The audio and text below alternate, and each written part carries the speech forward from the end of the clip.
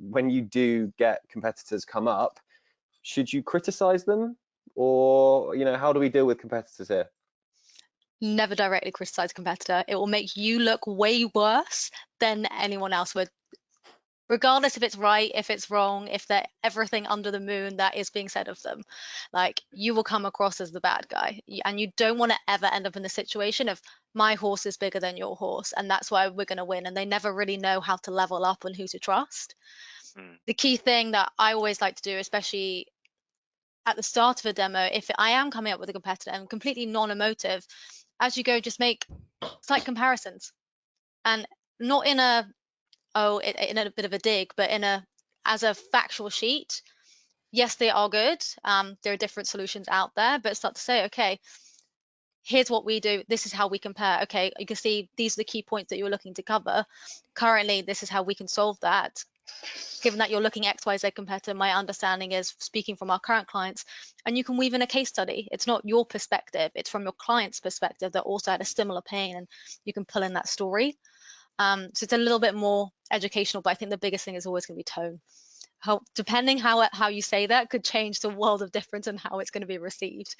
Because if you say it with a smile on your face and a case of, I'm not trying to be aggressive to tell you I'm right and they're wrong, it's going to come across a lot better than actually saying, okay, no, this is everything that's wrong with them. I think just the best way is just I like to be as transparent as possible. And like, I know why SalesLoft would lose deals to their competitors if it's just a feature for feature set.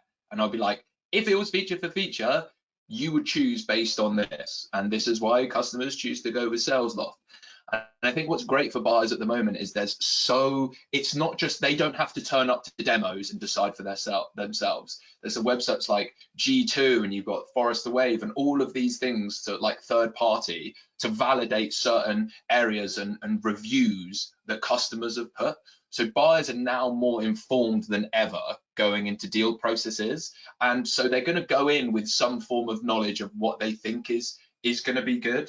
But yeah, to like go back, I think just be transparent and be like, look, that's what they're better at. This is what we're better than that. Like, you can decide. Jason? No, I like that, and I think we will agree. Never bash the competition. And I like your my horse is bigger than yours, Brahm. I think that's quite cool. But I'd also say, it's okay to lean in on your strengths or lean in on what your company's vision is. If it's sales enablement, or if it's process mining, or whatever it's going to be, lean really heavily into it. If you know that's a USP for you, then it's okay to say, do you know what, this is a real focus for organization. This is really, really where we want to have your mind share. And do you know what, I actually say this to customers and prospects every day. I think it's great that you're looking to step into using this type of technology. Using anyone isn't going to be better than what you have today. I promise you that. What you now need to do is you need to find the one that fits you the best. And that's where I try and lean very, very heavily into what our product does, hopefully better than the others, and what we lean very heavily into. And then I'll say to them, when you go to the other ones and you're shopping around, you're looking around, see what their take is, see what their focus is. Ask them what is important in this type of product, because I guarantee you it's probably not going to be where we're thinking, and that's a really good place for you to understand which is the better fit for you.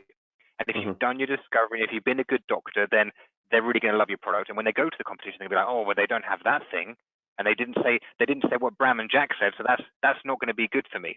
So I think when you can plant those seeds, and you're not saying the competitor's rubbish, because they're not. They're a legit company. But when you can kind of plant that seed of this is the better way to do it, then you'll have more exposure. And the final thing I'll say as well is expose at every point you can, if your product allows, your product to them, without demonstrating it, but just get that product in front of them in a way which is natural and gives value and engages them in a really, really healthy way, and they will connect the dots.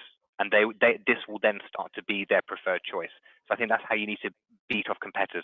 Competitors shouldn't get a sniff in if you can actually control that process like that.